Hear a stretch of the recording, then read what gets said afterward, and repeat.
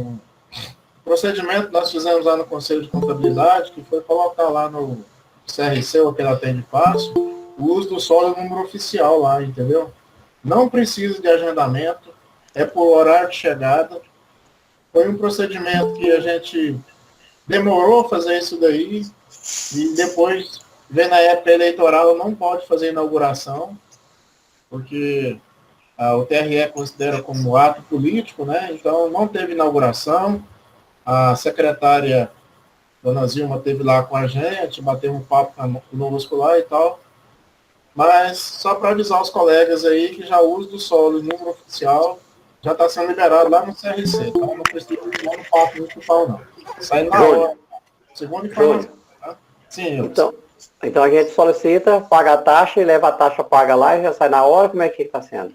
Tem que aguardar aquele espaço de tempo do pagamento, né? Não sei se você faz isso, quando você pega a taxa e paga, e depois você vai e consulta aquilo no processo, a guia está paga, entendeu? Fala que está paga. Aí depois de pago, você vai lá. Não, beleza. Consegue, viu? É que eu tô com já está com 10 dias já, então aproveitar e vou mandar buscar lá. Tá bom. É com o Juninho, com as empresas do veículo. Mas aí, peraí, você fez ampliador, né? Mas os que é feito de hoje, de ontem, né, para agora, né? Aí não sei como é que ele resolve o seu caso. Mas tá. Não, chegar lá e... É que a taxa tá paga tem 10 dias, já tá como paga 10 dias já. Não, tá. Então não é problema. Bem, pessoal, vamos começar a nossa reunião de hoje. Queria pedir ao pai, passar para o nosso colega Ptolomeu, para que nos possa ali fazer uma preleção para nós. O horário está avançado e ele apressa para nós aí, Ptolomeu. Boa noite a todos. Então vamos hoje... Boa noite. Bem curtinha a nossa prévia, porque hoje, inclusive, a palavra de Deus vem falar para nós hoje exatamente sobre a vigilância. Né? Vigilância, uma coisa que nós precisamos aprender na nossa vida. Nessa vigilância, como é que funciona isso no nosso tempo? No tempo de Jesus, ele fez as regras, mas ela pode ser atualizada no nosso tempo hoje. É não desesperar, não ir contra as marés, e sim caminhar nas águas do amor. E saber que você é filho de Deus, tem que confiar em Deus, que tudo pode naquele. E por isso é que São Paulo fala, também na leitura de hoje, que fortalece. A gente tem que estar atento. Então nós precisamos estar atentos nesse tempo, a todas as coisas que nos cercam, porque a tentação no mundo hoje é muito forte. E lembrar que o nosso adversário é um inimigo invisível. Ele não tem alma, não tem corpo, é um espírito. Mas ele não tem nenhum poder sobre nós, não fazer nada contra a nossa pessoa, a não ser que nós permitamos. Então, para que nós possamos estar atentos e sempre ligados na espera da vinda de nosso Senhor. Vocês estão vendo alguns áudios por aí, queimando a igreja no Chile, só que eles estão muito enganados. A igreja não é essa coisa física. A igreja é santa, a cabeça já está no céu, e nós somos o corpo místico caminhante. Nós não temos medo de perder o nosso corpo, mas sim a nossa alma. Que a gente possa estar vigilante nesse ponto. Então vamos ligar os microfones, para a gente rezar junto a oração que o Senhor nos ensinou. Pai nosso, que estais no céu, santificado seja o vosso nome. Venha a nós o vosso reino. Seja feita a vossa vontade. Assim na terra como no céu. O pão nosso da vida dai hoje. E perdoai as nossas ofensas, assim como nós perdoamos a quem nos tem ofendido. Não nos deixeis cair em tentação, mas nos mal. Amém. Pois vosso é o reino, o poder e a glória, para sempre. Amém.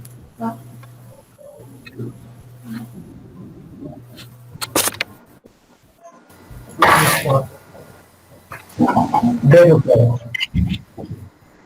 Vai buscar? Bem, colegas, Daqui uns 15 minutos, nós vamos apresentar alguns candidatos a vereador da classe contábil. Certo? Já tem 2 presentes, eu tenho que dizer assim. Então, daqui 15 minutos, quando tiver mais gente, nós vamos apresentar eles e uma coisa bem rápida assim, só para dar o recado para vocês, tá? Vamos ver o chat aqui. Geral. Espera um pouquinho, Domingos. Espera um pouquinho.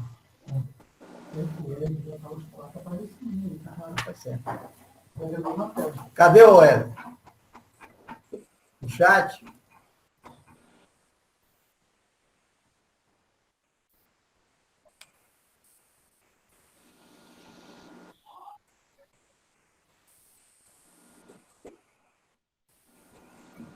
Aqui, ó. Primeira pauta. Ronan. OEPF, empregador rural.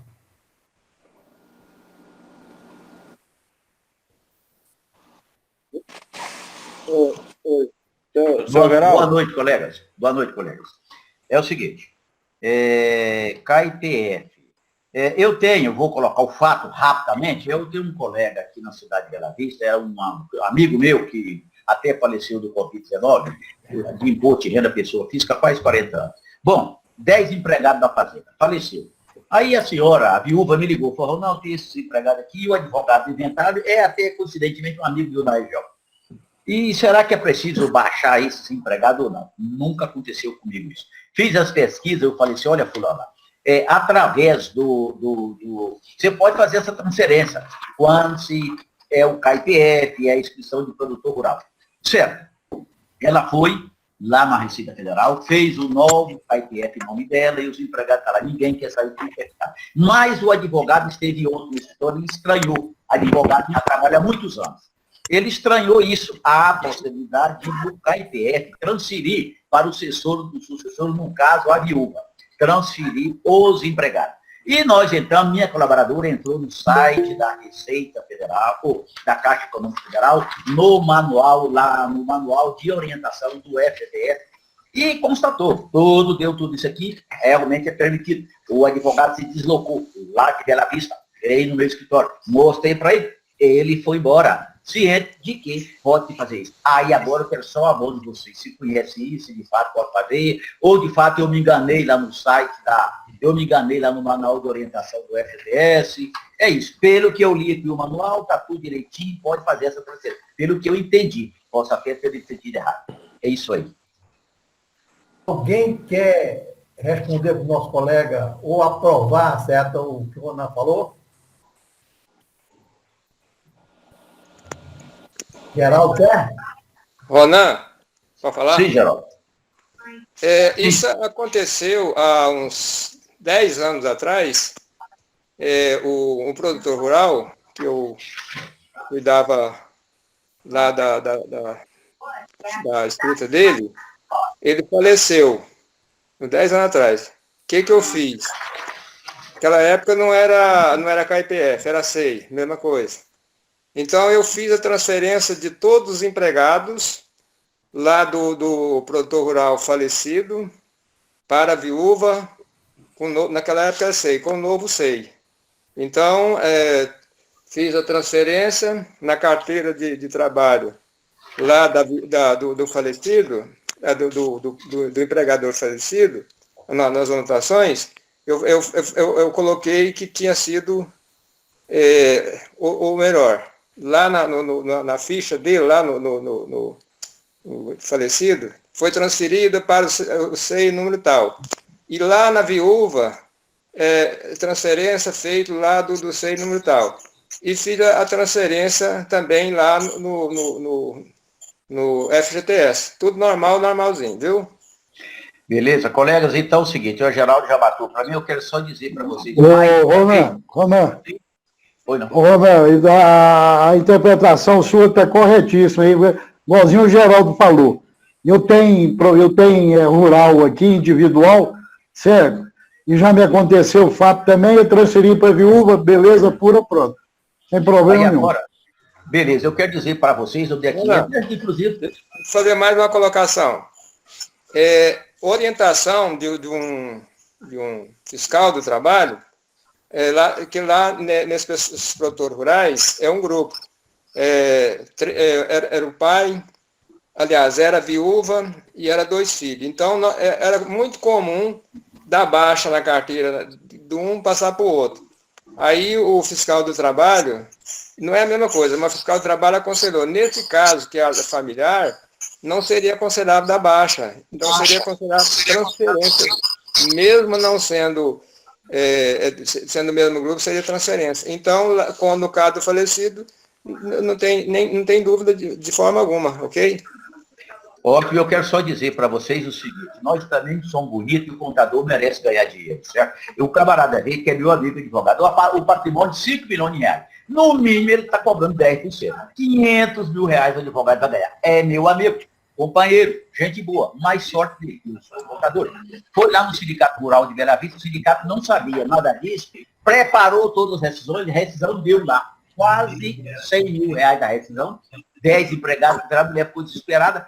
Ele, o advogado, veio ontem do escritório. O advogado, embora ele é um cara até novo, 30 e poucos anos, mas trabalha com o pai dele na região e o Papa lá no Libertário em Bela Vista. Ele disse que ele já teve caso desse, fez inventário de ficar rico, de lá baixou as carteiras. Na época aí, sempre ele procurou aí professor lá da universidade, não sei de onde é que foi, tudo aconteceu da barca. E nós aqui sabemos, e a gente achou isso aqui. E eu até digo para você, o camarada falou, e agora? Eu quero que você faça esse serviço. Eu vou fazer somente o cadastramento, a transferência, vou fazer só a transferência. Qual é o seu honorário? Nós somos irmãos. Falei, 3 mil reais, tá? E aqui é o seguinte, amanhã a mulher vai me ligar, só vou fazer isso, a transferência, vou esperar a caixa abrir, depois eu expliquei isso. Eu acho que devia ter cobrado um 5, né? Mas agora não vou cobrar, queria até chorar, eu falei, agora não vou abrir mão, mas 3 contos. Eu vou cobrar fazer isso. Muito obrigado a vocês. Pelo apoio, o abono que deu, e eu vou levar isso ao conhecimento dela, certo? Então, é isso. Muito obrigado. Bem, a próxima pergunta é o seguinte. O Ronaldo, atividade, contabilidade desenquadrada do MEI. Ronaldo. Boa noite, está ouvindo? Boa noite. Boa noite. O meu escritóriozinho pequenininho, por exemplo, é MEI. E agora eu recebi uma carta da Receita dizendo que vai ser desenquadrada daqui a 30 dias, porque relativo a uma instrução lá aqui de 2017, que a partir de 1º de janeiro de 2018 é vedada. Aí entrei lá no Simples Nacional, no CIMEI, certo? Aí coloquei lá desenquadrada, atividade vedada, e entrei na cartilha do MEI também e mandei um e-mail junto com essa documentação para a JUSEG para fazer o desenquadramento, certo? A pergunta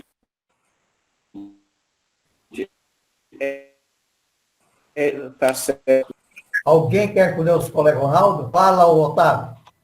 Está certíssima a situação aí, da colocação aí, porque o microempreendedor individual só pode enquadrar dentro do micro profissões não regulamentadas.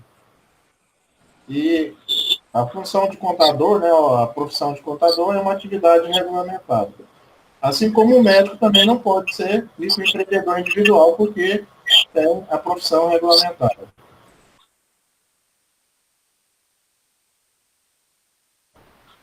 Isso foi um deslize da Receita Federal. Na época lá de 2008, o presidente Lula fez o lançamento desse sistema ali para contemplar a atividade da contabilidade, e ele colocou que nós poderíamos participar do microempreendedor individual. Isso veio passando 1 ano, 2 anos, 3 anos, até que a Receita Federal bateu o martelo, disse que não poderia. E realmente não pode. E outra questão aí, se você não quiser baixar o seu CNPJ, altera a atividade dela por serviços administrativos, tem alguma coisa assim nesse sentido, e às vezes você tem alguma situação aí que você está impedido de dar baixa, e você altera a atividade e continua com ela. Porém, tem um negócio, tem uma outra situação ainda. O Fábio pode até te explicar melhor isso daí. Você, como microempreendedor individual, você estaria obrigado a se inscrever lá no conselho, tá? Porque você é uma pessoa jurídica. no seu caso. O Fábio, talvez o Fábio possa até te explicar melhor a respeito disso. Só um pouquinho, depois eu passar para o Fábio. Não vou, não. Mas o conselho não teria que ter orientado ele que não podia? Everaldo, a constituição da empresa parte da própria pessoa. O conselho não tem como fazer isso. Fala, Ramon. Posso falar, presidente? Eu quero, em primeiro lugar, aqui é um grupo de estudo, nós estamos aqui e debatendo. Eu discordo um pouco do Otávio Júnior com referência a ele, ao microempreendedor que ele abriu um ramo de contabilidade, preste serviço de contabilidade, ele fazer qualquer uma alteração ali e colocar serviço administrativo. Não convém fazer isso. Se é contabilidade, nós vamos pelo fato. Para evitar possíveis problemas. Não é melhor nós fazer isso. Fica como, não pode, como contador não pode. A segunda, esse é meu entendimento. A segunda pergunta eu faço ela, e até para o Otávio, que é conhecedor dessa parte, e no caso, o microempreendedor, tudo bem, não pode como contador. Mas nós pode ter a empresa de contabilidade optante do Simples Nacional. É isso, Otávio? Sim. Muito Acontece, primeiro, eu vou responder para o senhor. Eu falei assim, no seguinte sentido, de que se ele não puder abaixar o CNPJ, ele troca a atividade da empresa. Vamos lá, às vezes ele tem um contrato de 5 anos com a empresa. Ele tem que manter aquele CNPJ com ela, entendeu? Então, às vezes, contratualmente, ele não quer baixar, o que já foi orientado pelo setor de fiscalização do Conselho de Contabilidade, eu já vi orientação nesse sentido. Então, você tira a atividade de contabilidade do seu sistema MEI e coloca outra atividade e mantém o seu contrato. Tá certo? Você regulariza a situação perante o Conselho de Contabilidade. Esse foi o meu sentido. Tá? Não, mas tudo bem, Otávio, eu concordo, você falou voltado para o sistema de contabilidade. Eu já falo tributariamente junto à Receita Federal e o nosso. Aí não convém fazer isso, junto à Receita Federal. Aí depende de você fazer o seu planejamento tributário e quanto é que você vai pagar, né? Porque a contabilidade, ela está lá no anexo 4, né? 4 ou 5, se eu não me engano. Né? Sim. No anexo 3. 3, ainda? Se for atividade de contabilidade... É claro, se tiver a atividade de contabilidade, ela era o anexo 3, mas quando ela tem auditoria e perícia, né, consultoria, ela vai para o anexo 5. Certo. Né? Aí eu volto lá. Só dando um pitaco nessa situação aí, é uma das coisas que eu sempre debati com o senhor do Veraldo aí também, a questão do contabilista ou só qualquer empresa de profissão legalmente regulamentada, ser empresário individual, que muitos colegas ainda insistem nessa categoria, né? Que na realidade ela é vedada de acordo lá com o artigo 162 do RIR, né? Uhum. Que lá no parágrafo 2º. Então, nesse caso, o colega aí seria interessante fazer, no caso, hoje, uma unipessoal, ao invés de empresário individual, unipessoal, na transformação. Porque aí, unipessoal, sim, pode ser limitada, Certo. normal. E aí tem atividade. Eu concordo. Fala, Ronaldo.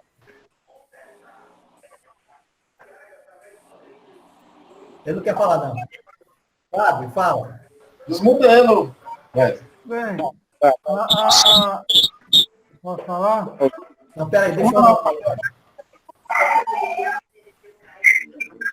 Ronaldo. Não, está dizendo o seguinte, e nessa situação, eu obrigatoriamente eu tenho que fazer o desenquadramento e passar por...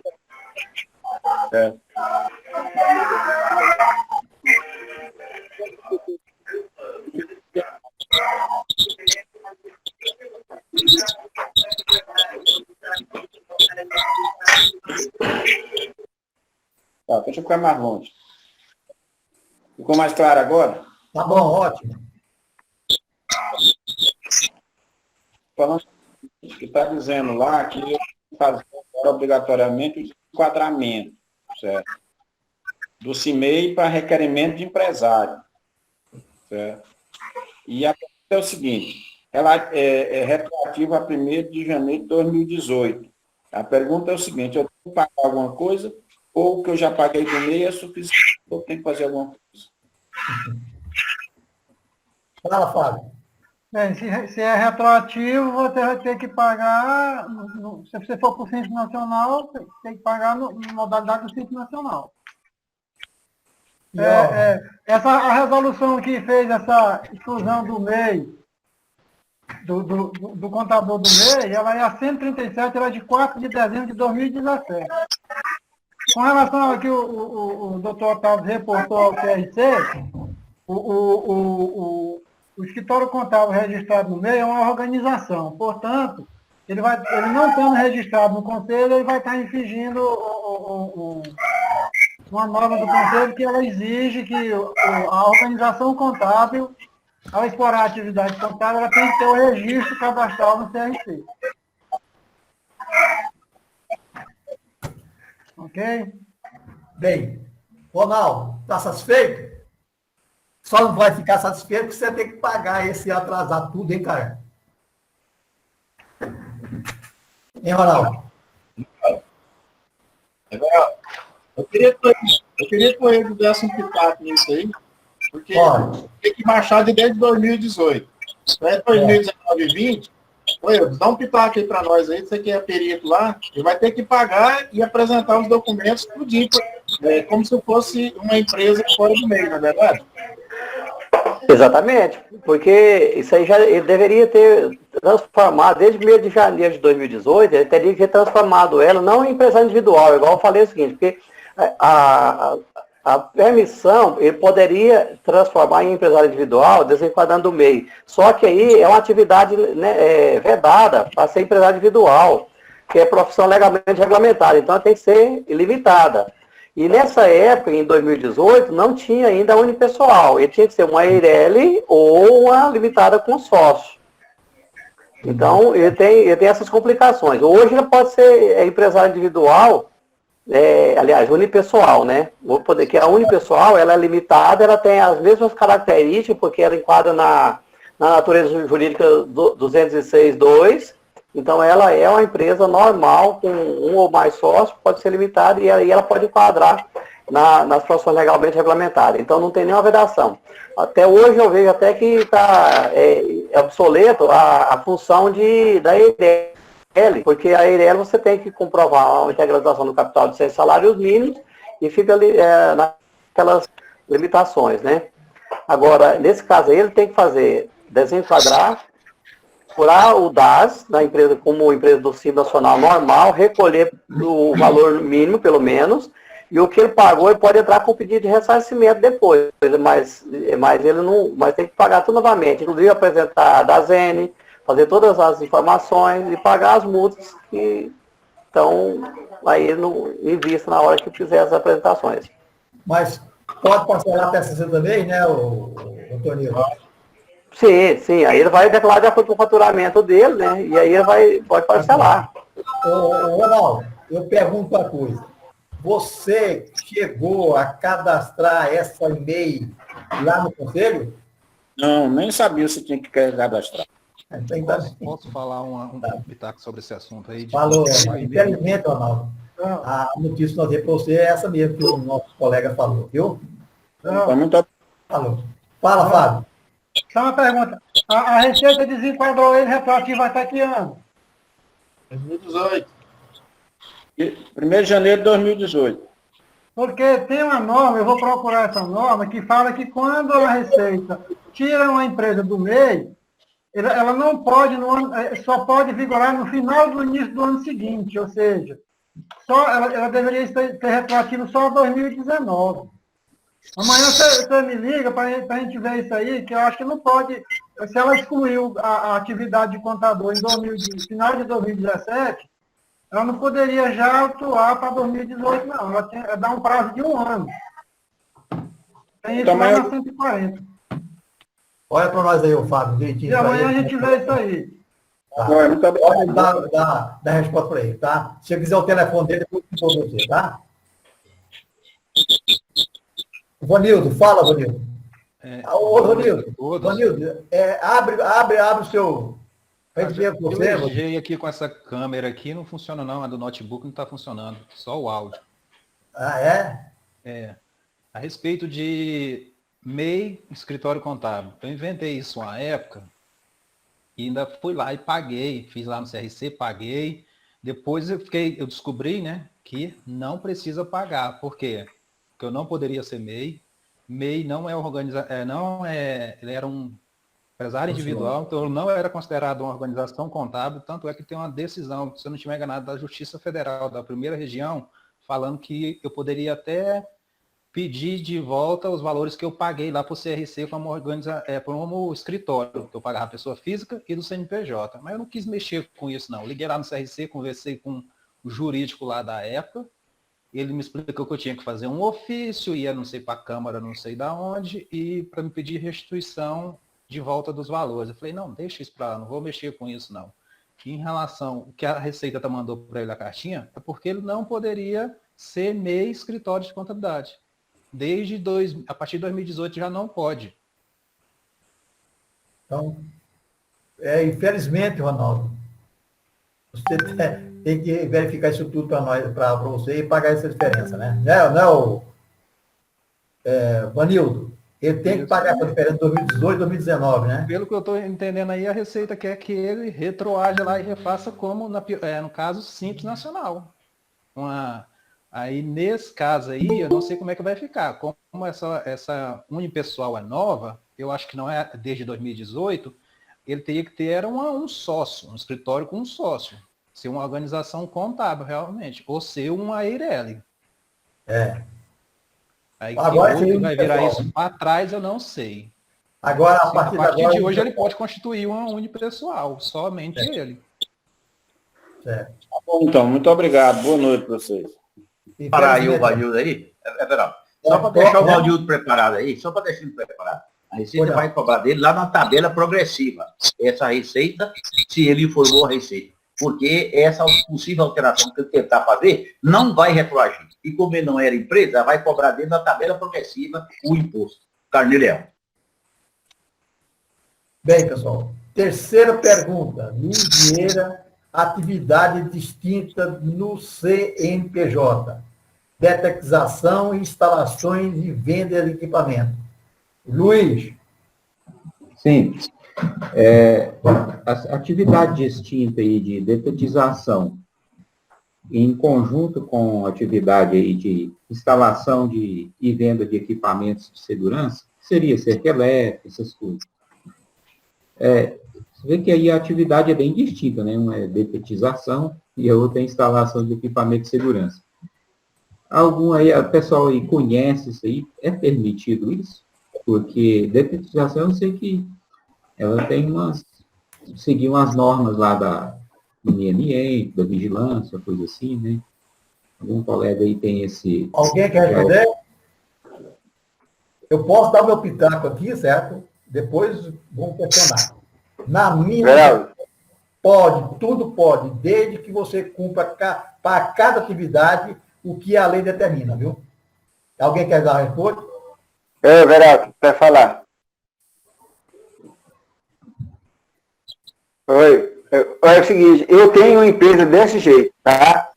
E não tem problema. E realmente é o que o Everaldo falou aí, ó. Tem que cumprir lá na vigilância sanitária referente à atividade e as demais. Lá ele mexe com rede elétrica, ele mexe com parte de serralheria e tem também, mas é tudo separado, tudo certinho. Quer dizer, não tem problema nenhum. A vigilância vai lá, foi lá, olhou tudo, ele tem o certificado da vigilância, tem tudo arrumado. Não importa a situação não, tá? É tranquilo, viu? Okay. Alguém quer falar mais alguma coisa? Não tendo mais, o Geraldo, fala. Luiz, eu já registrei uma empresa com atividade de mecânica e bar, que é totalmente diferente. Entendeu? Aí foi barro, não foi, Geraldo? Muito louco isso aí. Mas tá. Geraldo. Oi. Fala, continua. Olha o que eu falei para ele. Eu já registrei uma empresa que com atividade de bar e atividade de mecânica, as duas atividades. Normal. Bem diferente. É exatamente o que você falou. seguir as normas de cada um e pedir saudações. Ok. Está respondido, Luiz? Ah, sim, satisfeito. Ótimo. Obrigado. Faz o seguinte, pessoal. Nós temos mais duas, João Evangelista, 3 perguntas. Então... Depois eu queria fazer um, Everaldo, que eu não pus aí, não. Depois a gente vai colocar. Tá. Como nós temos nossos representantes, nós temos alguns vereadores aqui, certo? Que seria o nosso colega Domingos, nosso colega Fernando e a Natália, que está aqui. Eu gostaria que eles se apresentassem. Depois que eles apresentarem, eu vou aqui pegar um questionamento e vamos sortear aqui para os 3 responderem, sabe? Um dos 3 responder. Então, começamos com quem? Com Domingos. Se apresenta, Domingos. Você tem 5 minutos máximo. Boa noite a todos. Meu nome é Domingos Ramos Assunção. Eu sou contador, inscrito no CRC número 9.479, sócio, administrador da DR Ramos Assessoria e Contabilidade, e sou professor, e sou teólogo. Me lancei a candidato a vereador para trabalhar a favor das pessoas menos favorecidas que precisam de fato. Por entender que nós temos uma sociedade carente em todos os aspectos. Quando falamos na comunidade nossa empresarial, a burocracia que existe. Então, eu tenho uma das minhas propostas, a geração de emprego e renda, facilitando. Nós temos que entender que tem que facilitar o empreendedorismo. E dentro de umas propostas nossas, que nós que somos um grande responsável para arrecadar para o poder público, eu tenho dentro da minha proposta, eu vou imediatamente encaminhar para a prefeitura que o contador é merecido um atendimento especial.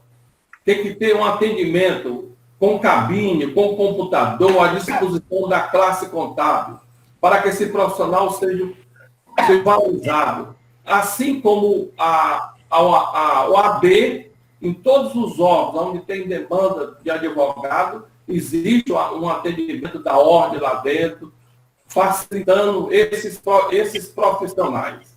Então, é uma das propostas nossas que nós temos que exatamente tomar pé e ir em frente e lutar também por a questão da educação, a valorização do professor e do profissional da educação e segurança para esse professor. E uma escola pública com tecnologia em tempo integral.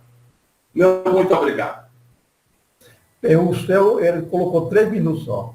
Então, o Domingos Ramos, você tem mais 2 minutos, certo, para você responder essa pergunta. Vamos ver aqui. Que foi... Faltou falar seu número, Domingos. Qual é o seu número, Domingos? O meu nome político é Professor Domingos, o número 90507. Ô, Domingos, a pergunta é a seguinte: como irá ficar a representatividade do contador perante a prefeitura? No seu entendimento. Na verdade, é o seguinte, eu tenho uma proposta que já faz parte uma das minhas propostas.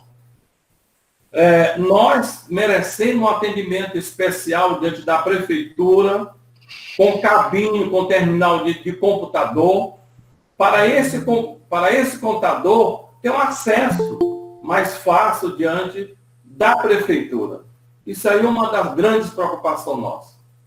O contador deve ser respeitado. O contador merece espaço dentro da prefeitura. Pronto? Respondeu? Tá bom, obrigado, hein? Fernando, Se apresente, por favor. Boa noite a todos. Meu nome é Fernando Gonçalves, nascido, criado e estabelecido em Goiânia.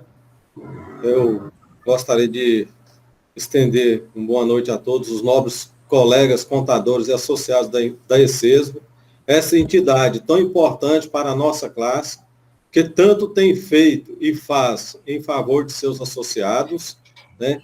Desde o início de minhas atividades como contador, graças ao apoio e incentivo recebido aí do nosso companheiro Carlos Pereira, que me incentivou inicialmente. Quando eu falei para ele que queria ser contador, ele me levou a participar das reuniões do sindicato. E eu vendo a importância disso, né, continuei dando prosseguimento às minhas atividades. Eu sou inscrito com o número 4.932 no sindicato, o meu CRC é 18274, né? E às vezes, companheiros, eu fico olhando assim e pensando, nós precisamos ser mais unidos, né?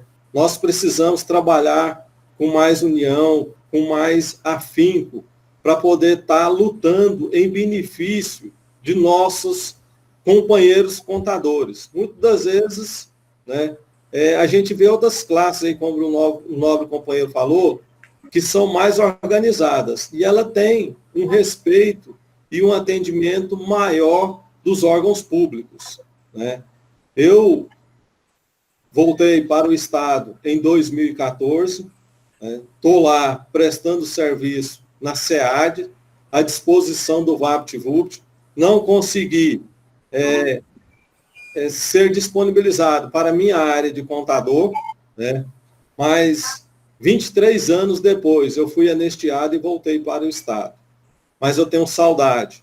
E nunca deixei de participar e de contribuir com o sindicato, devido à importância do sindicato a favor dos companheiros. Sempre que eu precisei do sindicato, eu fui bem recebido.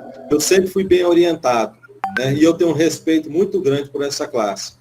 Eu só lamento, companheiros, da gente assim não ser mais unido, de muita gente às vezes reclamar do trabalho que o sindicato faz e não ver a importância do sindicato no exercício das atividades como contador. Hoje eu vejo da seguinte forma, o sindicato faz muito mais pelos contadores do que o CRC, porque nós temos os benefícios, né?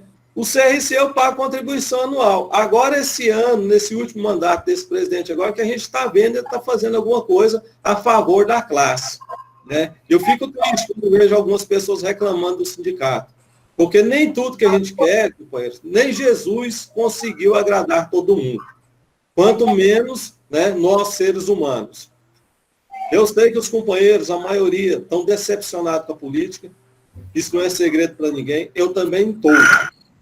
Eu estou decepcionado. Mas a questão, companheiros, é o seguinte, eu vejo aquela parte do beija-flor, né? Estava pegando incêndio na floresta, e o beija-flor ia lá no corgozinho, molhava o biquinho na água e despejava lá naquela chama. E aqueles outros animais muito maiores passavam correndo por ele e falavam assim, eu não sei o que você está fazendo, você não vai conseguir apagar esse fogo, você é desse tamanhozinho.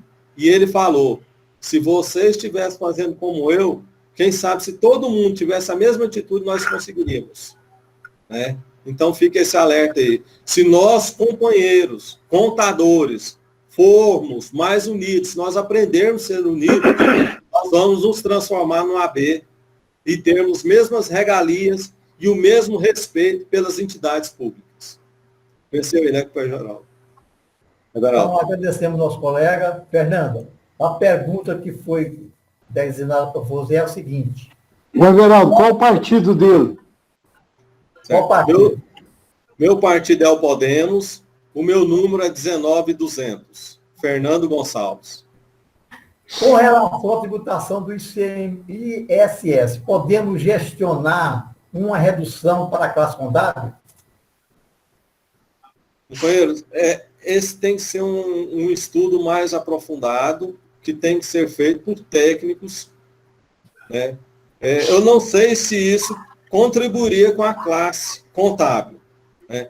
Mas se nós formos eleitos, nós adotamos o gabinete itinerante. E esse gabinete itinerante, nós vamos levar ele a vários locais, em várias regiões da nossa cidade e as várias entidades representativas para estar ouvindo as classes que vão disponibilizar e colocar os seus anseios. Mediante isso, nós vamos montar as propostas para serem levadas ao plenário da Câmara para se fazer o estudo de sua viabilidade e colocação em prática. Se for para o bem da sociedade e da classe contábil, vocês podem ter certeza que nós estaremos lá para lutar para que o benefício venha, não só a favor da classe contábil, mas a favor da população. Bem, pessoal. Agora nós vamos chamar a Natália, que ela não é contadora, mas a Pedra é sobrinha nossa, certo? Ela vai fazer a proposta dela. Natália. Bom, primeiramente, boa noite a todos. Quero agradecer aí ao doutor Geraldo e aos meus colegas candidatos a vereadores, e agradecer também ao Wesley. Para mim é um prazer imenso estar aqui nessa reunião com vocês hoje. Eu sempre tive o meu tio como referência de aprendizado e de sucesso profissional. E fui para essa área de militância, né, dentro do Conselho, do Cenário da Saúde e dentro até do próprio Sindicato da Saúde, para pleitear melhores condições para todos nós. Eu sou fisioterapeuta, sou empresária, sou professora. Hoje eu tenho em Goiânia aproximadamente 4 empresas e hoje eu vejo a contabilidade como uma mão dada, ela precisa estar de mãos dadas com os micro e pequenos empreendedores. E, na verdade, os micro e pequenos empreendedores ainda não sabem dessas dificuldades que nós temos ao montar uma empresa e da facilidade de ter uma contabilidade, uma assistência contábil mais próxima e de confiança.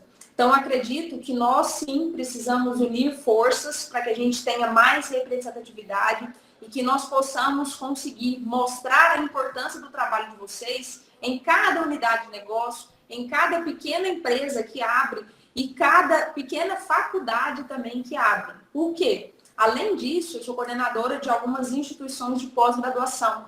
E lá, uma das coisas que nós incentivamos são as novas empresas, são as novas unidades de negócio. E a gente sabe que essas pessoas não sabem nada do ponto de vista contábil, quais seriam as necessidades para se conseguir se posicionar de forma legal dentro do ambiente do empreendedorismo e dentro do ambiente do microempreendedorismo. Então, eu vejo a contabilidade hoje de mãos dadas com a inovação, com a tecnologia, e sim, pretendo representar vocês num cenário de possibilitar esse acesso à informação para a sociedade de forma geral e essa integração multiprofissional, tanto no cenário de educação quanto no cenário da saúde. Meu número, né, é 22321, doutora Natália Queiroz. E mais uma vez, muito obrigada. Obrigado a você, Natália. A pergunta sua, ou perguntou, não é? Como poderá o vereador gestionar junto ao prefeito quanto à facilidade da transmissão do processo junto aos órgãos da prefeitura, como, por exemplo, vigilância sanitária? Perfeito, perfeito. E, na verdade, é um ponto extremamente importante, porque uma das questões que nós fizemos agora foi justamente ampliar a empresa, e aí nós tivemos muita dificuldade dentro desse ambiente da vigilância sanitária.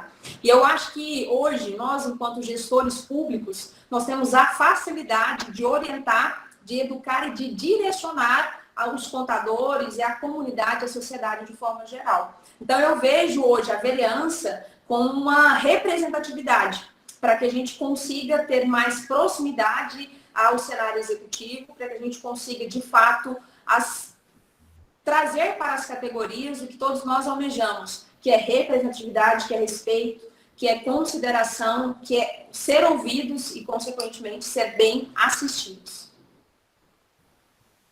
Bem, agradecemos a todos os nossos colegas que pretendem ser candidato a vereador e desejo sorte para todos vocês. Amém. Então, fica à vontade, certo? Na nossa reunião, nós vamos continuar a nossa reunião normal, tá? Perfeito. Muito obrigado a todos. Deus abençoe, muito obrigada.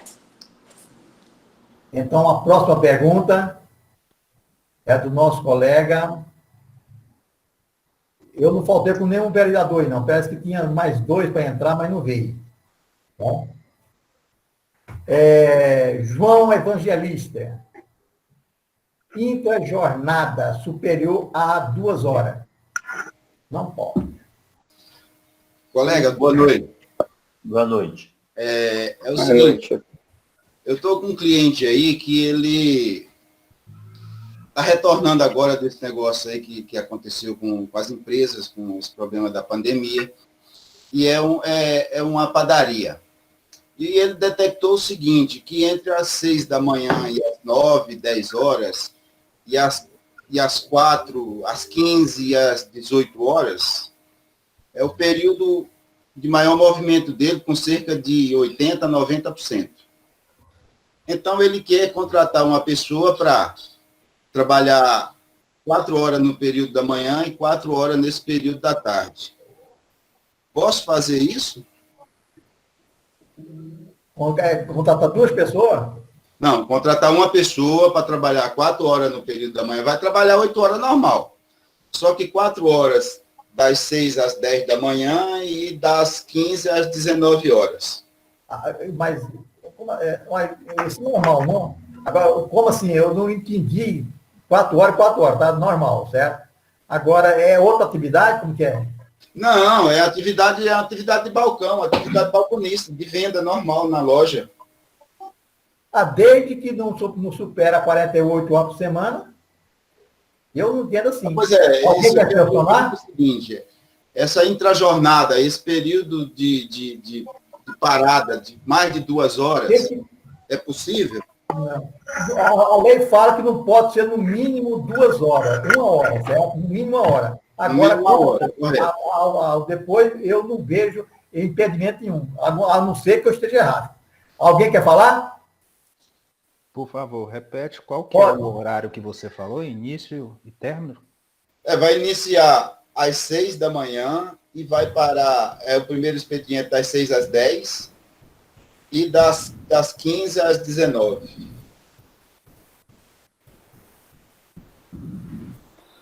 Fala, Otávio. É o seguinte, quando você tem restaurante que abre, por exemplo, do meio-dia até meia-noite, os garçons são contratados dessa maneira.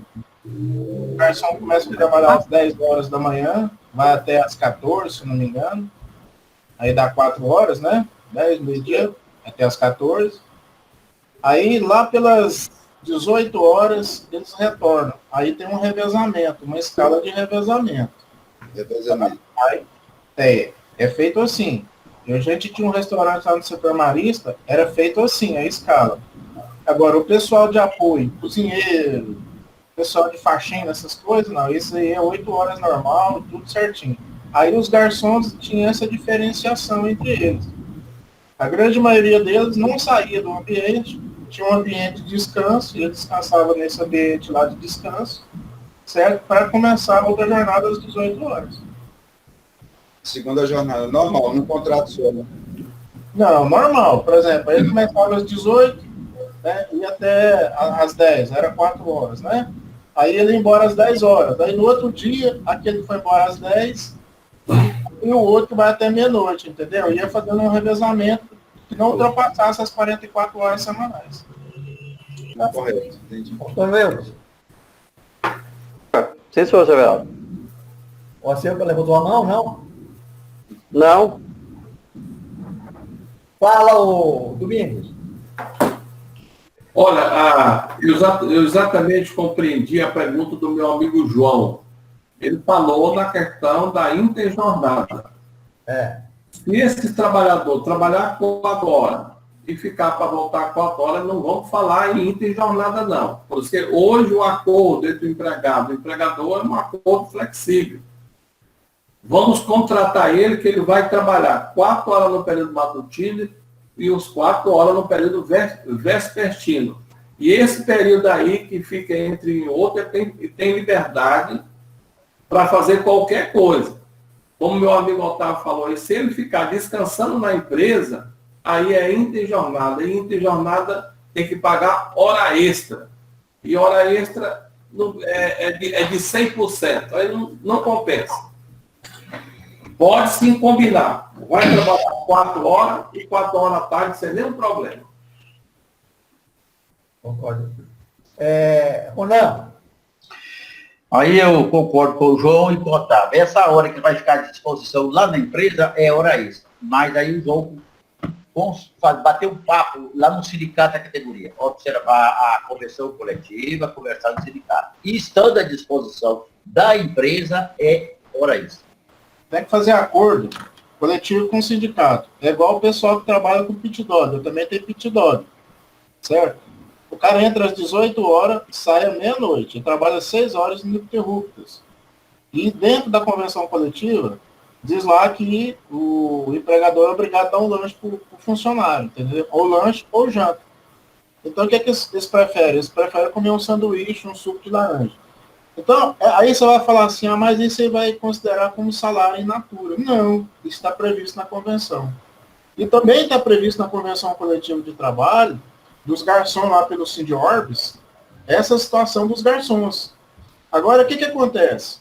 Veja bem, eu tenho um empregado, trabalho no restaurante, das 10 até as 14, aí eu tenho que retornar às 18. Aí ele tem 4 horas aí, ele não vai na casa dele, certo? Ele não vai. Às vezes o cara sai para um shopping, vai fazer pagamento, vai fazer coisa de banco, né? Diferentemente do que o meu amigo Domingos estava falando a esse respeito. Mas o funcionário quer ficar na empresa. Como é que a gente fez? O que a gente fez? Chegou para ele bate o ponto, tudo certinho, tranquilo, normal.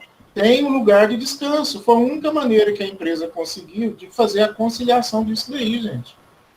Agora, é o seguinte, com a nova reforma trabalhista, nós podemos fazer todo e qualquer acordo desde que não fira o direito do trabalhador.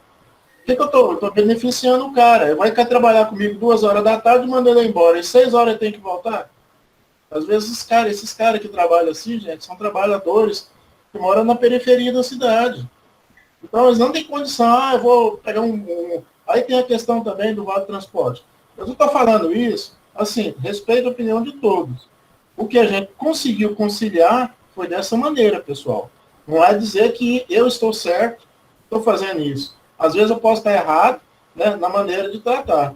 Então, a mesma coisa. Quando o Sandro Mabel tinha aquela indústria dele das bolachas ali, ele tinha um refeitório, eu conhecia esse refeitório, ele tinha um local onde o pessoal dele, nos intervalos de turno, tinha mesa de sinuca, tinha cama para o cara dormir, tinha salão de jogos, os funcionários ficar no intervalo, porque não dava para o funcionário ir em casa e depois ele voltar. Então, é uma situação que a gente conciliou, tá certo?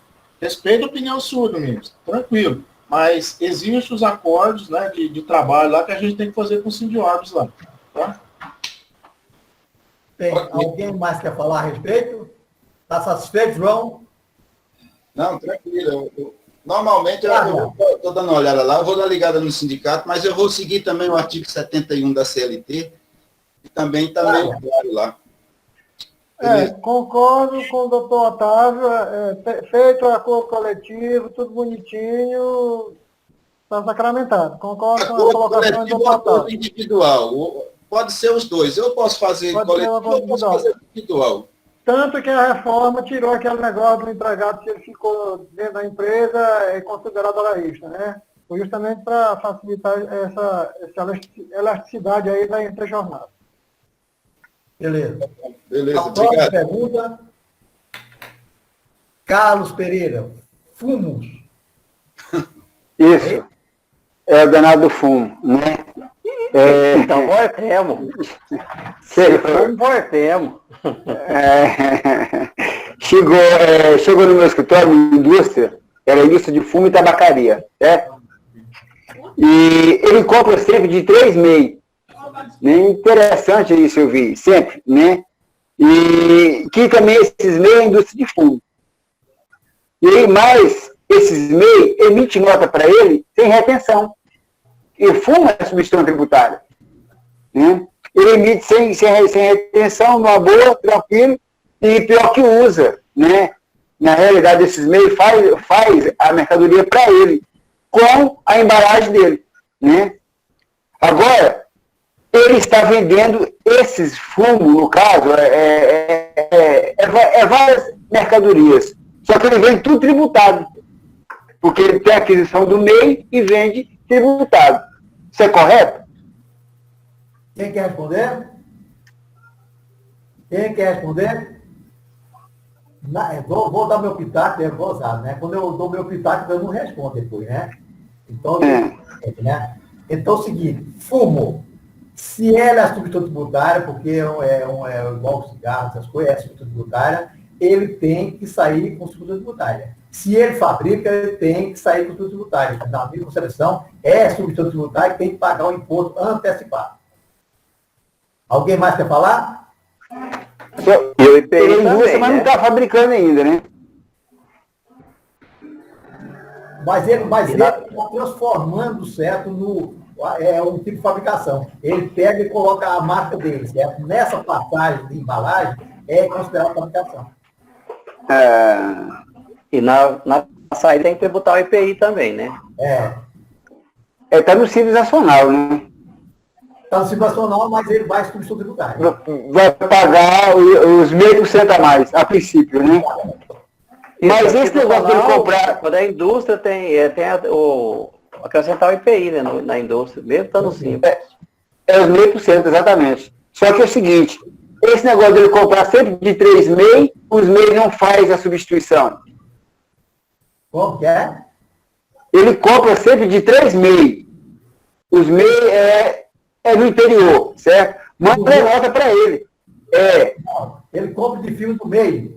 Exatamente, de firma de MEI. Aí, quando ele entrar, ele tem que pagar o imposto. Mas é porque os MEI não fazem a substituição. Não, mas o problema é esse. Ele não tem TARI, não?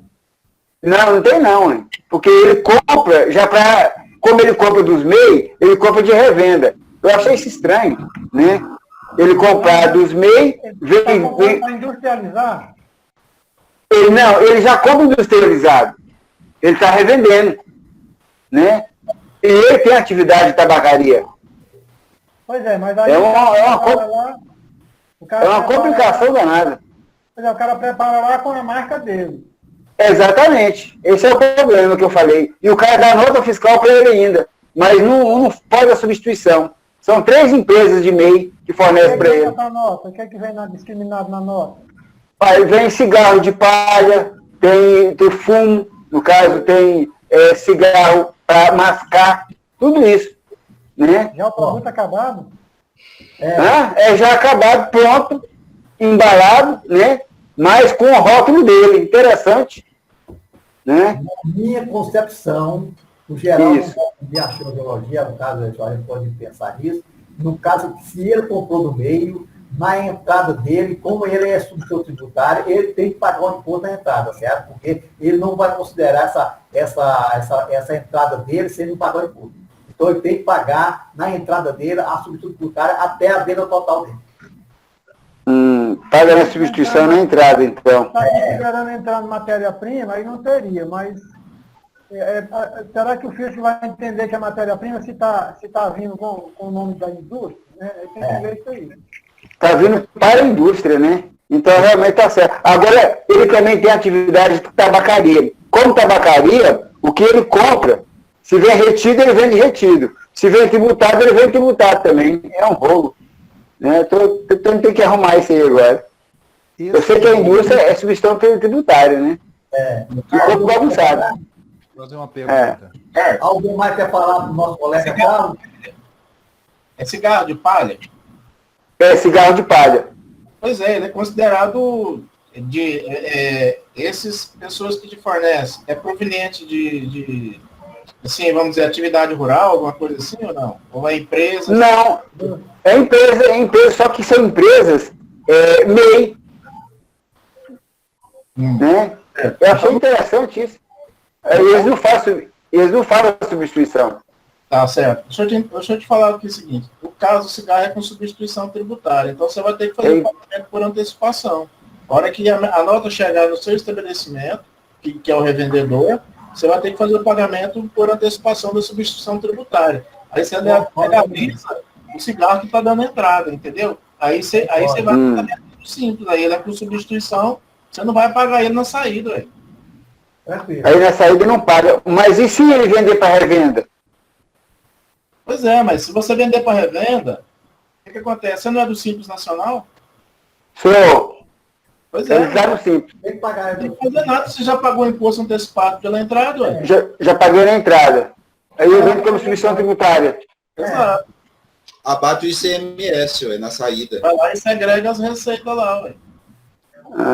Então eu vou ter, o que eu vou ter que arrumar é essas entradas, então, que ele está tendo do MEI.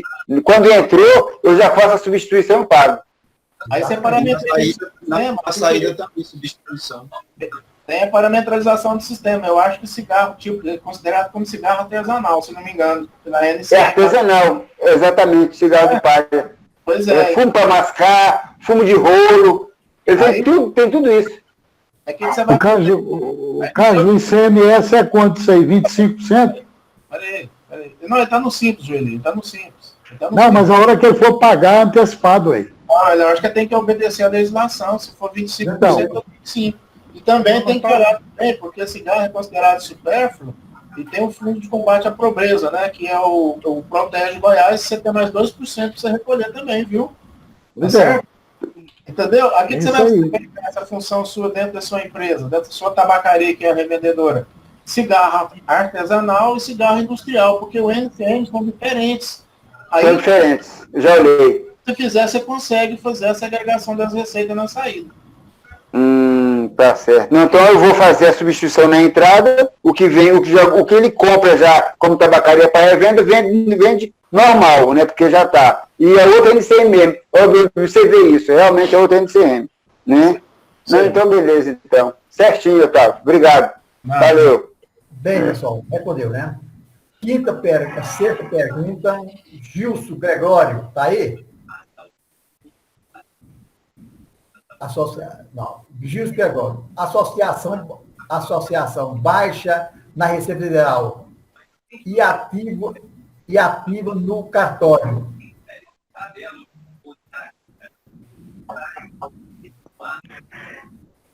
Esclarecer, não sabe. Infelizmente, eu não pude responder, porque não sabendo como que foi. Agora, nós temos a pergunta do nosso colega Wilton Santana. Gostaria de saber se mercadoria em tributação monofásica, perfumaria, produtos de higiene pessoal, palácio nacional, ainda continua valendo quando for gerar e o gás eu coloco de tributação monofásica. Wilson, pode falar.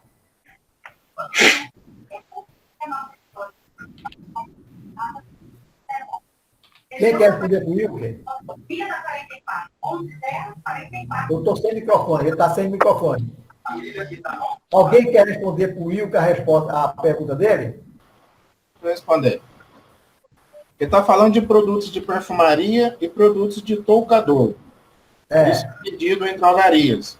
O que aconteceu? Isso é regido pela Lei 10.147, que trata do PIS e do COFINS desses produtos que são produtos monofásicos.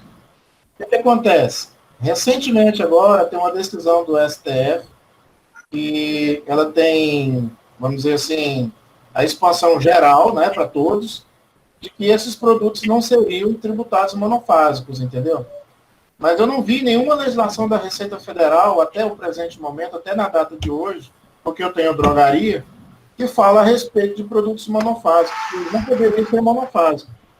Isso foi uma decisão que o STF fez, eu não vi essa decisão, eu vi ela lançada pelo PRC, e carece um pouco mais de estudo isso daí, entendeu? Porque a Receita Federal não lançou nada a esse respeito, e eu continuo fazendo a segregação desses produtos, que são produtos de perfumaria e produtos de toucador, de farmácias e drogarias, eu continuo fazendo a segregação deles lá como produtos monofásicos ainda. Por quê? Tem uma decisão. Pois não, Wilson.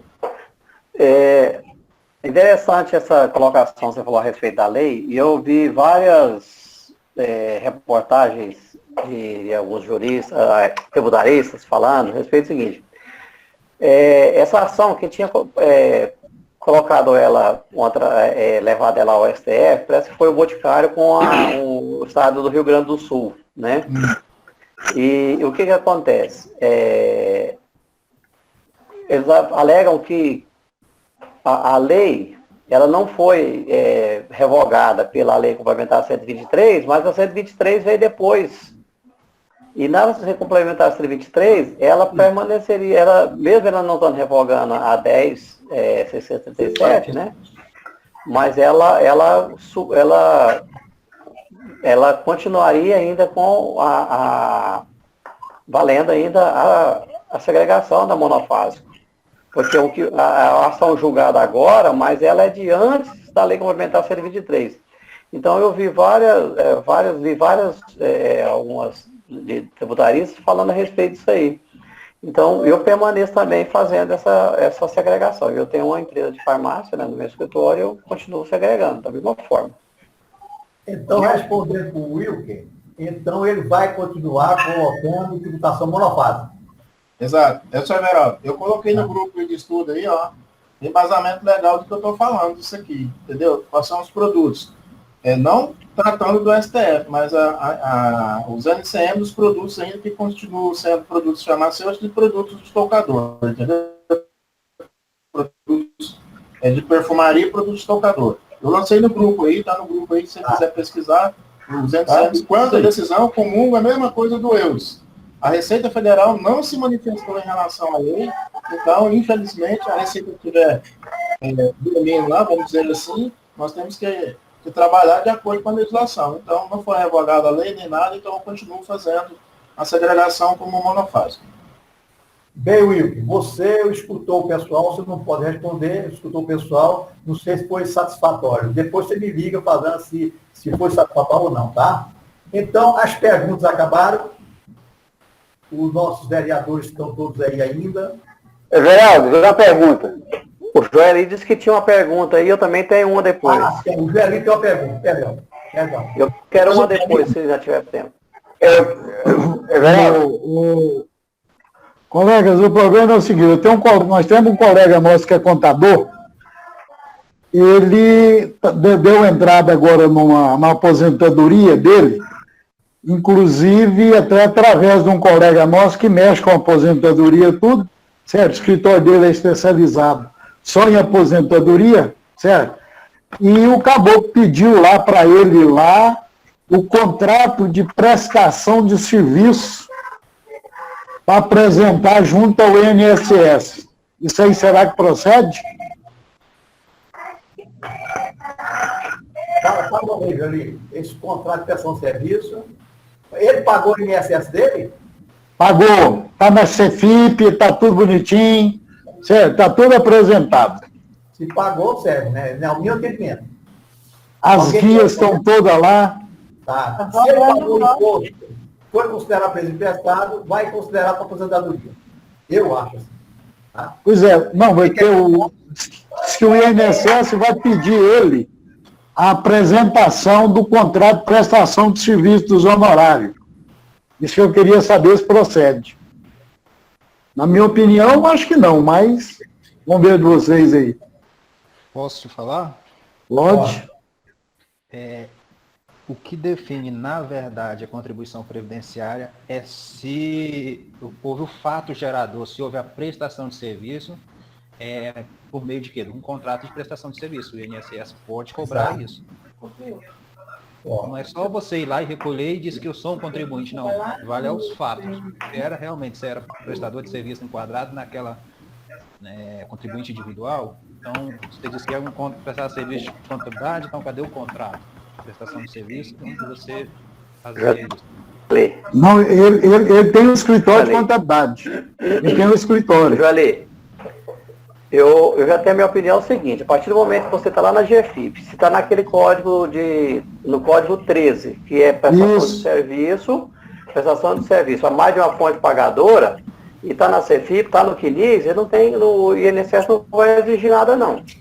É o que o meu ponto de vista também foi esse, porque está tudo lá. Está na CEFIP, está tudo bonitinho, certo? Recolhido no código específico, tudo que ele é profissional, profissão regulamentada. Sim, mas cabe ao INSS solicitar que você prove que você realmente é profissão regulamentada. Tipo assim, cadê sua inscrição no conselho? Vai que alguém Tem tudo isso, você pode provar. E não tem inscrição em conselho nenhum, ou seja, ele não poderia estar exercendo a profissão. É por isso que o INSS pode cobrar documentação. Não, pois é, mas tudo isso ele tem. Não é desconfiando da GFIP, é porque ele pode solicitar mais documentos para provar que realmente você poderia exercer aquela profissão que se enquadra como um contribuinte individual. Até o CRC pode fornecer uma certidão para ele que ele é registrado no CRC como uma profissão de contabilista. Sim, exato. Ele vai cobrar, mas ele pode cobrar. Pode. Joeli, pergunta. Ele prestou serviço para quem? Como autônomo? Não, como autônomo, não. Como escritório de contabilidade. Mas esse para empresas, para várias empresas. Olha bem, quando ele prestou para a empresa, porque quem deveria recolher para as empresas é a empresa, a partir de 2013. Mas é recolhido justamente na guia. Quem não tem o que falar, o eu está certinho, ó. Se as empresas recolheu para ele, como certo. Então pronto, não tem que apresentar mais nada, gente. Pois exatamente, tudo é recolhido na GFIP, na CFIP, na GTS, tudo bonitinho, empresa por empresa. Aí não tem questionamento, não. Pois é.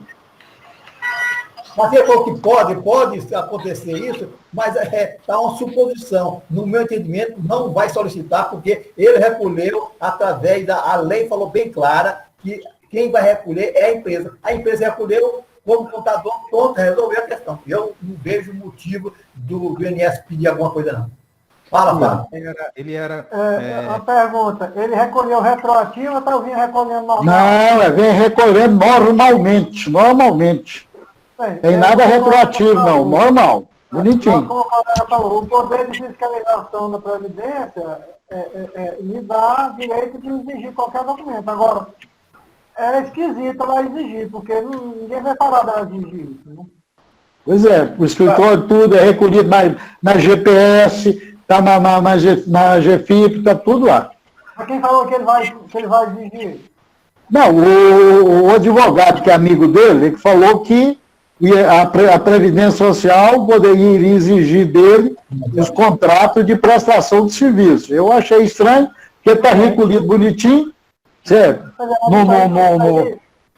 Isso aí pode servir até de alerta para os colegas profissionais, quando pegar um cliente, fazer o contrato de prestação de serviços contábeis. Pode até usar isso aí como argumento. Eu preciso disso para eu comprovar a minha aposentadoria. Posso perguntar a última pergunta? Outra pergunta aí, quem é? Eu.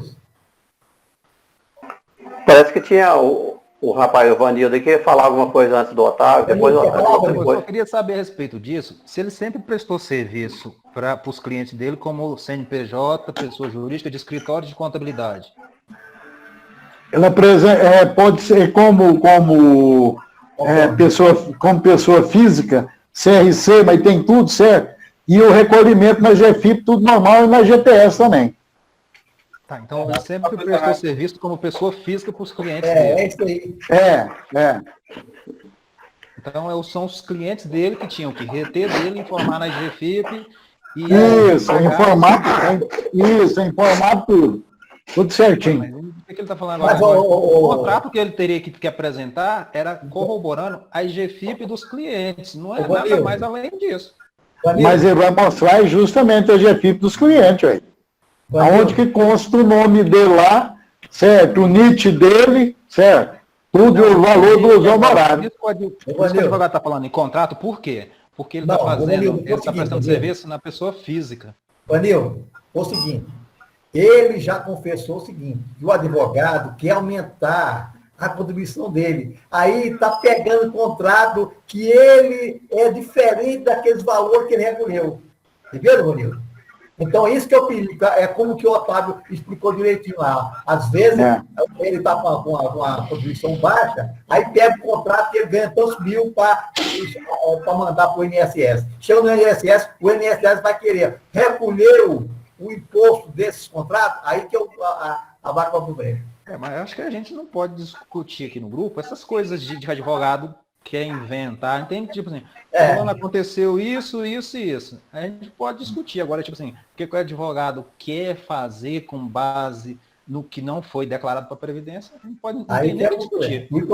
Isso aí não pode. Nossa, rapaz. Vamos passar para frente, você já está ficando muito polêmico.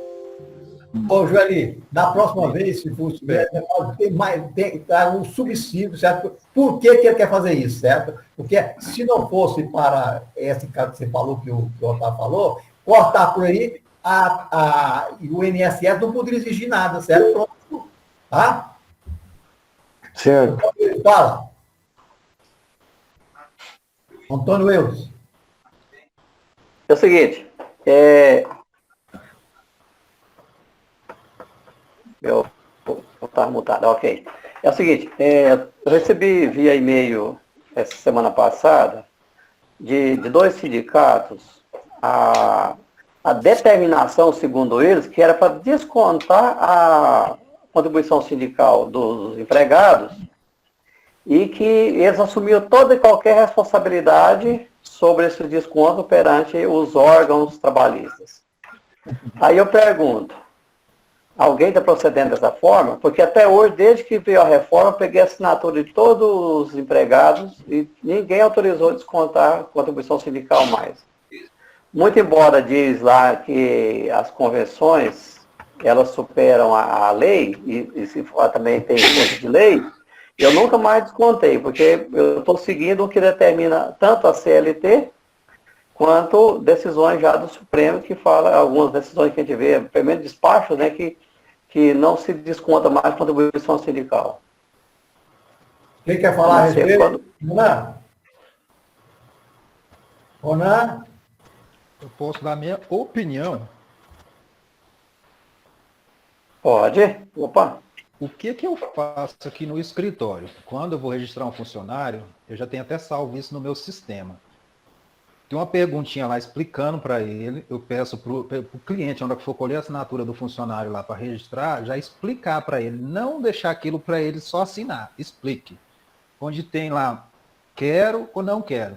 Ele vai marcar com X explicando, você quer que desconte de você contribuição sindical? E outro termozinho perguntando, você quer que desconte de você contribuição confederativa, assistencial?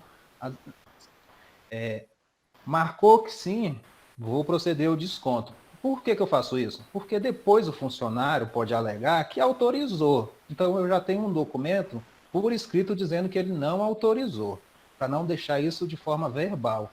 Quanto a esse negócio do sindicato que está mandando carta, aí vocês acham que você pode pegar e jogar fora, porque já tem decisão do Supremo falando que não pode descontar se não tiver autorização dele. E tanto é que tem também, se eu não estiver enganado, no 611B falando que nesse ponto aí não sobrepõe, a convenção não sobrepõe a lei. É vontade do empregado. Sim, eu não tenho descontado desde a reforma trabalhista para cá, não descontei de mais ninguém. Todos que pegam têm assinado aqui não autorizando, eu nunca descontei. Só que eu recebi agora o e-mail dos sindicatos, né? E tinha essa determinação, segundo eles, eu simplesmente desconsiderei. Mas estava só trazendo o caso agora aqui no grupo, só para ver se tinha mais alguém que tinha recebido, se tem a mesma opinião. Eu sempre recebo isso no Geraldo, do escritório. Vai pro lixo. Fala, Luiz. Eu recebi essa notificação aí, essa cobrança, Wilson. Inclusive, uma empresa da minha esposa. Ela recebeu por e-mail e recebeu a ligação dizendo que seria do jurídico do sindicato.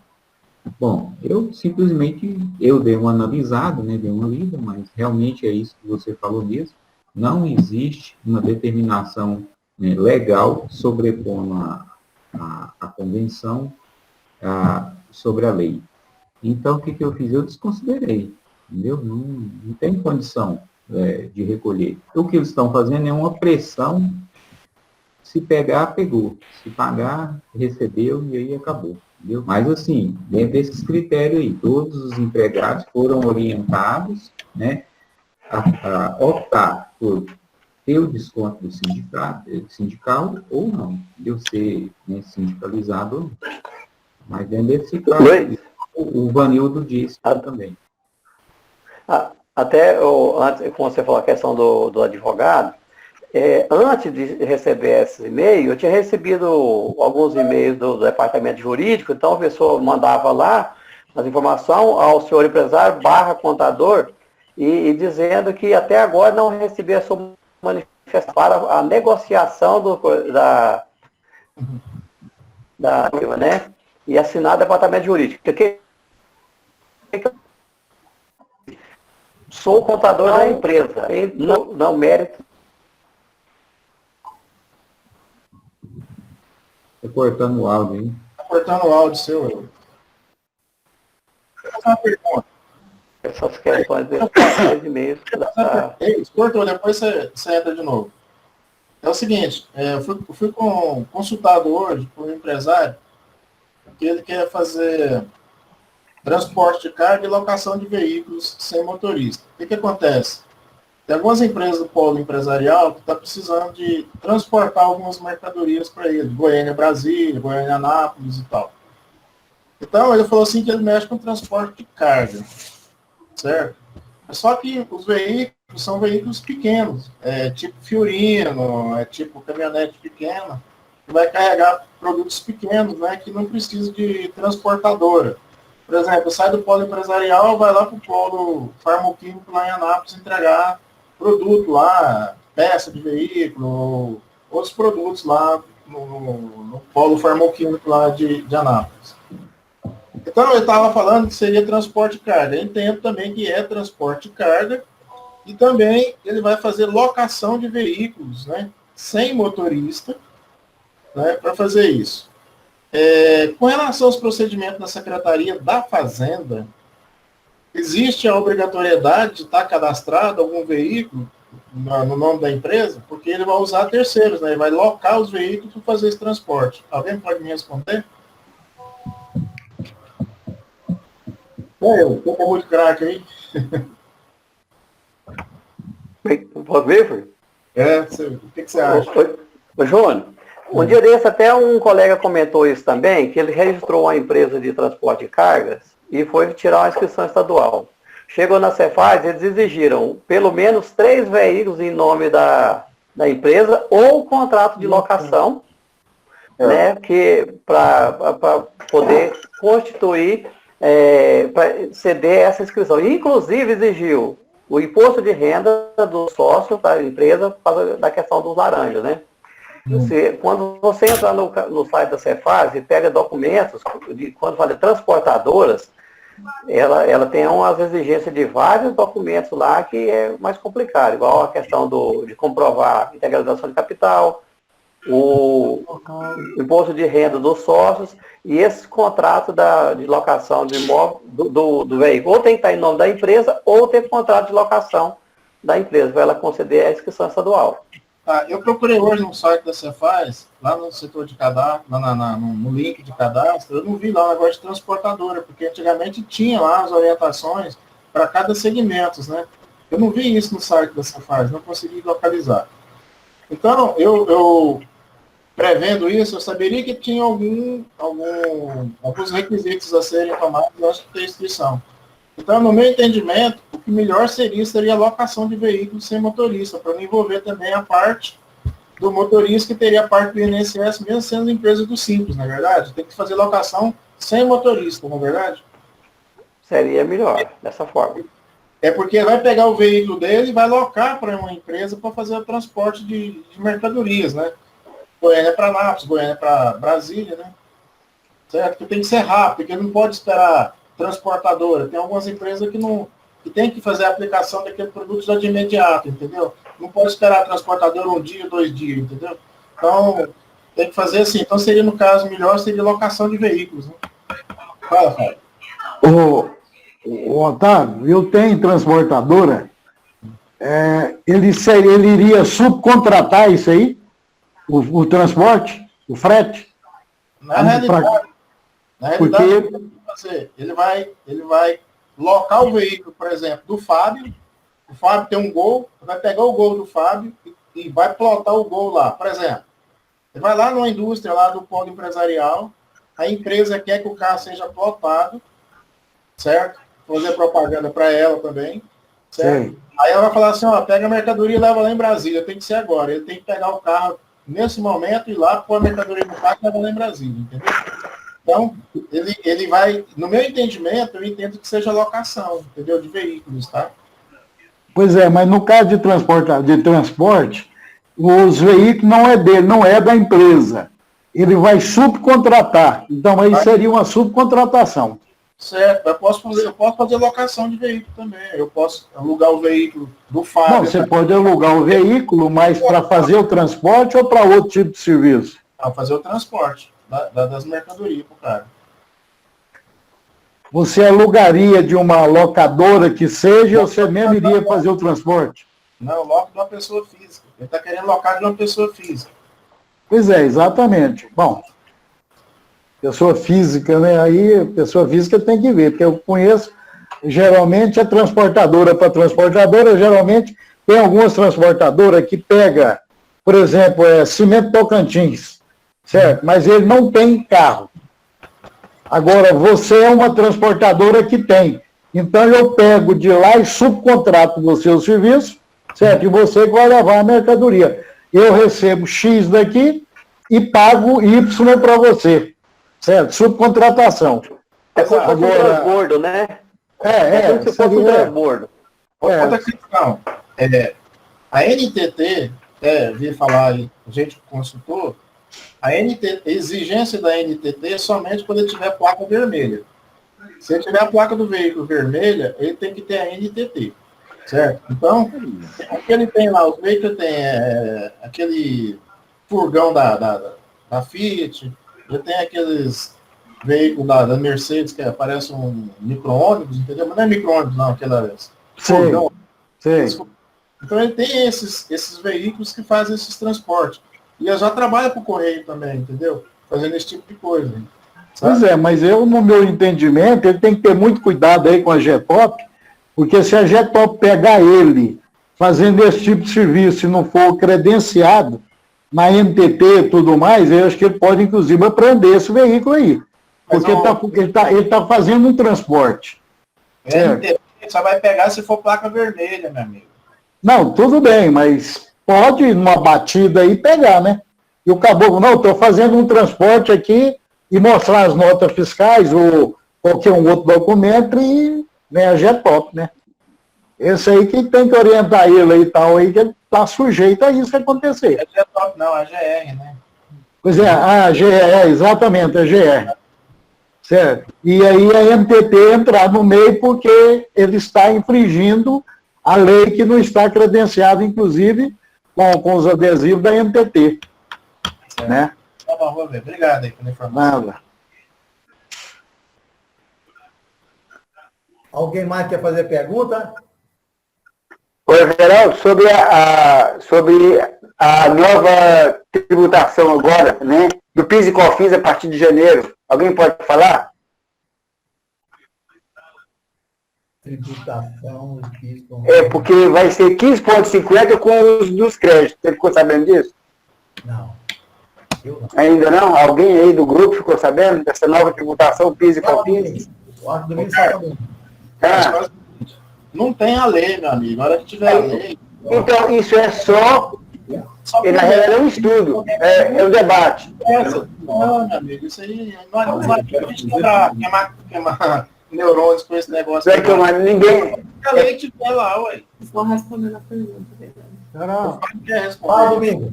O cara tá igual do galo de Natal, morrendo de véspera.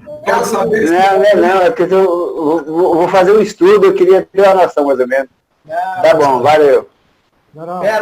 Pera, Fábio. Domingos. Eu quero saber se é oportuno eu fazer uma pergunta ainda. Então, primeiro o Fábio vai responder, depois você fala. Fala. Eu tinha pedido a palavra para me reportar a questão que falaram aí sobre a exigência de estar cobrando contribuição sindical. O colega falou aí do artigo 611B. Eu ia falar dele, mas eu peguei aqui, ó, o artigo 611B da CLT, ele fala o seguinte: constitui objeto ilícito de convenção coletiva ou de acordo coletivo de trabalho exclusivamente a supressão ou a redução dos seguintes direitos. Inciso 26.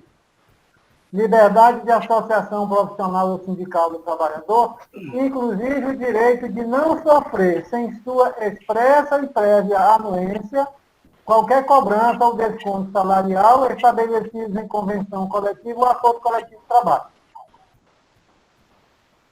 Isso aí. Ficou pago do tamanho do mundo, né?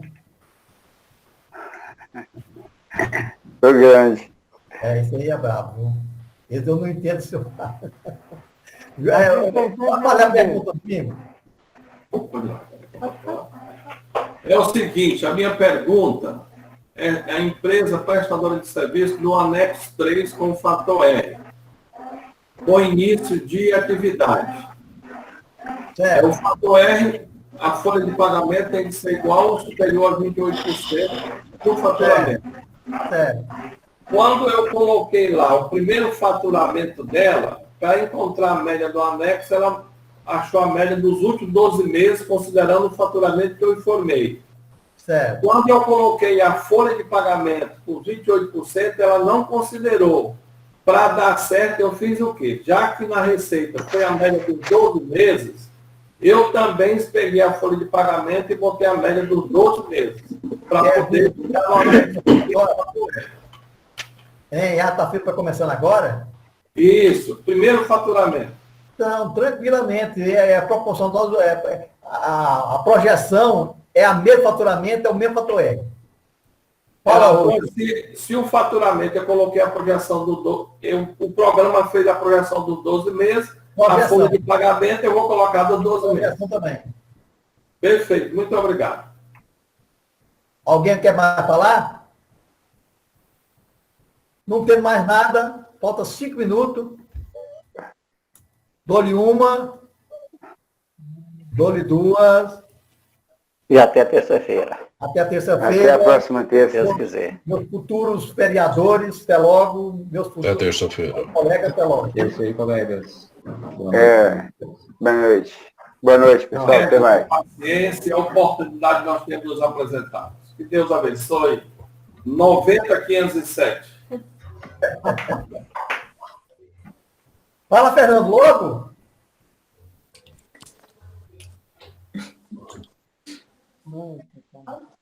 Fala, Natália. Boa noite, pessoal. Doutora Natália Queiroz, 22321, nos acompanha pelas redes sociais. Um prazer imenso estar com vocês. Um beijo. Fala, Fernando.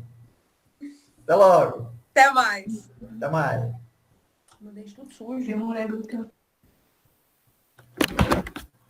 Eu sou o último a sair, pessoal. Eu já disse que foi impulsionado com isso aqui.